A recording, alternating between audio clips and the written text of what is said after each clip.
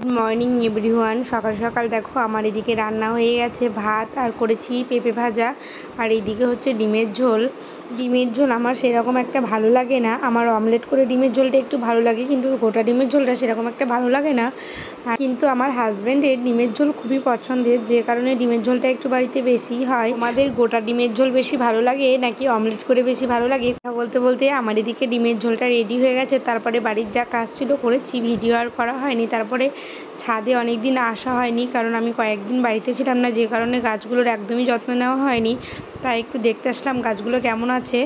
আর বাবার বাড়ি থেকে কয়েকটা ফুলের গাছ এনেছিলাম, সেগুলোই বসাবোর জন্য ছাদে এসে দেখলাম কি অবস্থা। মল্লিকা ফুলটা অনেকটাই আকারে ছোট হয়েছে, আর এদিকে দেখো গাছগুলো অনেকটা শুকনো শুকনো হয়ে গেছে। কারণ আর এইদিকে ড্রাগন গাছটা আমার দাদা যেদিন আমাদের বাড়ি এসেছিলো তখন নিয়ে এসেছিলো। তখন এই গাছটিকে যখন নিয়ে আসা হয়েছিল তখন অনেকটাই ছোট ছিল, আর এখন অনেক বড় হয়ে গেছে।